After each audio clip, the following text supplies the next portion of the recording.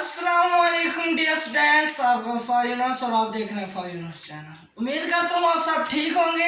In this video I will discuss topic disease control. Disease control को हम किस तरह कंट्रोल करते हैं, वो डिजीज जिसको हम मेजरमेंट करें या वैक्सीनेशन करें या ड्रग ट्रीटमेंट करें।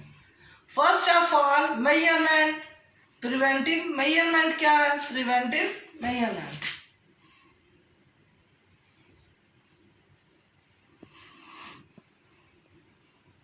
प्रिवेंटिव मेजरमेंट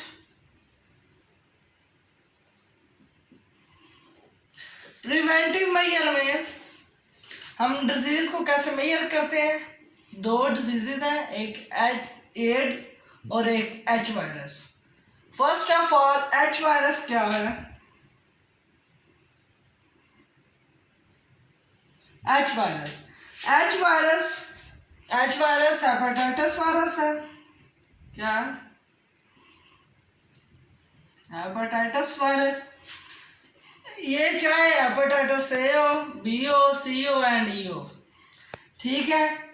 इसके अंदर ये तीन या मैनी तरीकों से जो है हमारे अंदर जो है ये एच वायरस फैल सकता है। हेपेटाइटिस नंबर 1 पर disease control, contaminated syringes. Number 3 पर सर्जिकल इंस्ट्रूमेंट। और नंबर 4 पर अगर ब्लड ट्रांसफ्यूजन की जाए तो अगर डोनर में हो एच वायरस तो वो फिर रिसेप्टर में भी हो जाएगा ब्लड डोनेट करने की वजह से। इसके अंदर ब्लड ट्रांसफ्यूजन ब्लड अगर डोनर ब्लड डोनेट करे किसको?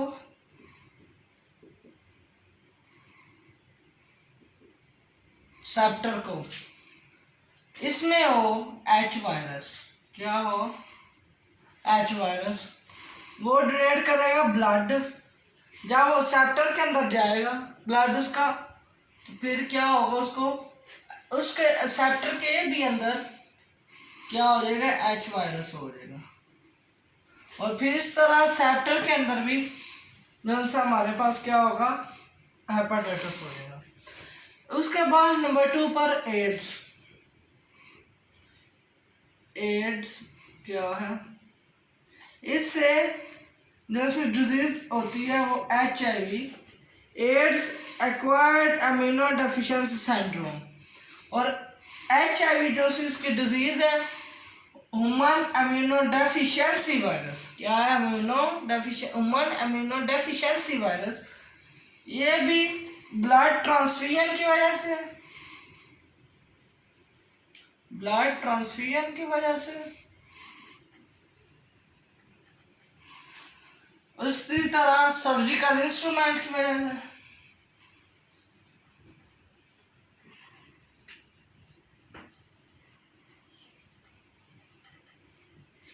और कंटामिनेटेड सिरिंजेस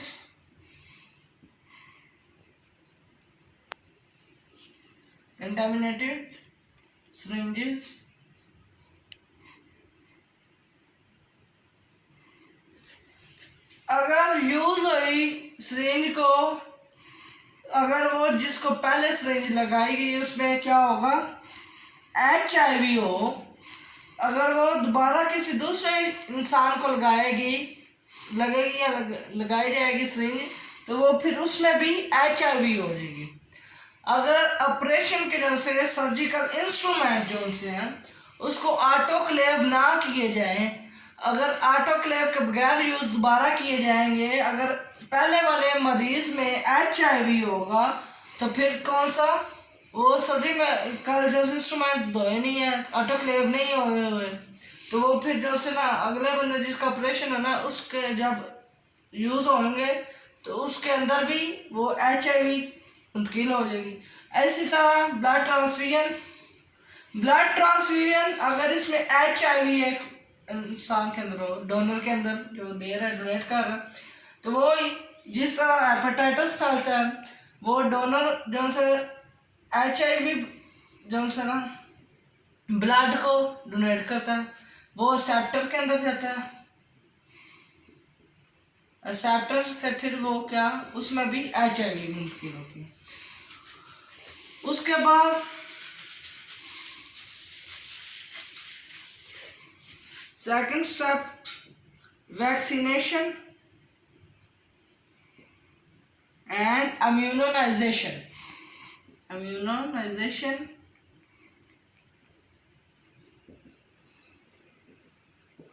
टू साइंटिस्ट हैं, एक ने वायरल वैक्सीन बनाई और एक ने बैक्टीरियल जॉनसन वैक्सीन बनाई।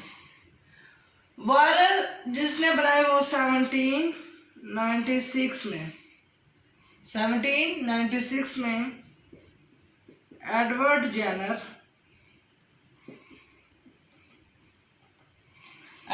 जेनर साइंटिस्ट है। उसने कहा कि वायरल डिजीज एक शख्स में हो तो वो एंटीबायोटिक से किल नहीं होगी। क्या होगी? एंटीबायोटिक से इज नॉट किल। वो जब से एंटीबायोटिक से किल नहीं होगी। उसके बाद 1932 में लुईस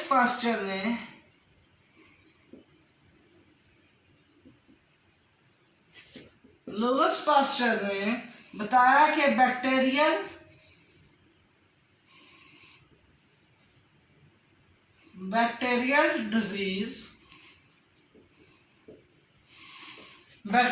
डिजीज क्या करती है? एंटीबायोटिक से किल हो सकती है। क्या करती है? किल हो सकती है। उसके बाद इसको जो सा ना वैक्सीन लगाने की कोई ज़रूरत नहीं। जो सा एडवर्ड जेनर है उसने बताया कि वायरल डिजीज़ कौन सी है? वायरल डिजीज़ 1984 में उसने दरियाफ्त की कि एड्स एक वायरल डिजीज़ है। जब तक इसकी कोई वैक्सीन नहीं बनेगी उस वक्त तक ये एड्स या HIV जो सा किल नहीं होगा। अभी तक हमारे जो सा मुल्क में अभी तक भी कोई HIV की कोई वैक्सीन नहीं तैयार हुई। जबकि हेपेटाइटिस की, क्योंकि वो बैक्टीरियल डिजीज है,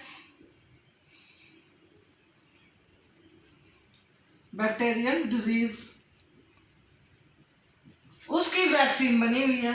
हेपेटाइटिस की क्या बनी हुई है? वैक्सीन बनी है, इसलिए वो किल हो जाता है। हेपेटाइटिस किल हो जाएगा, उसको एंटीबायोटिक्स भी देंगे वो किल हो जाएगा। इसी तरह टू मेथड जो है हमारे पास, नंबर 1 पे प्रिवेंटिव मेजर, उसमें 2 उसने डिजीज बताई। उसके बाद इसमें जो एडवर्ड जेनर ने बताई कि एडवर्ड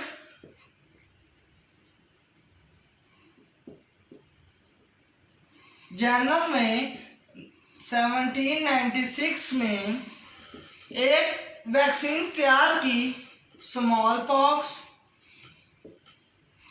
किसकी मदद से? Help of cowpox.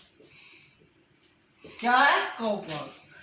Cowpox cow जो है लैटिन वर्ड वैका क्या कहलाता है? काउ।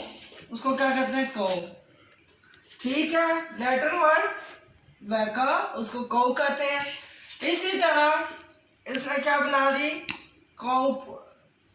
काउ पॉक्स से स्मॉल पॉक्स की इसने वैक्सीन तैयार की थी। उसके बाद जो हमारे पास 19 32 में लुईस पास्चर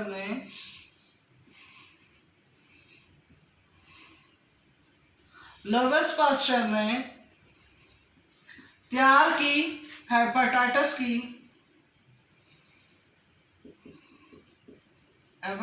की वैक्सीन। उसने यह भी कहा कि ये एक बैक्टीरियल डिजीज है, नॉट अ वायरल डिजीज। ये वायरल डिजीज नहीं है। इसी तरह नंबर 1 पर हमारे पास क्या था, डिजीज कंट्रोल में प्रिवेंटिव मेजर, और नंबर 2 पर वैक्सीन और वैक्सीनाइजेशन एंड इम्यूनाइजेशन। इसको उसने बताया 2 साइंटिस्ट ने, और एड्स और HIV के बारे में।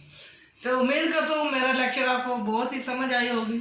मेरे चैनल को सब्सक्राइब कीजिए, बेल आइकन पर ज़रूर क्लिक कीजिए ताकि आने वाली वीडियो को आप आसानी से देख सकें। अल्लाह हाफिज़।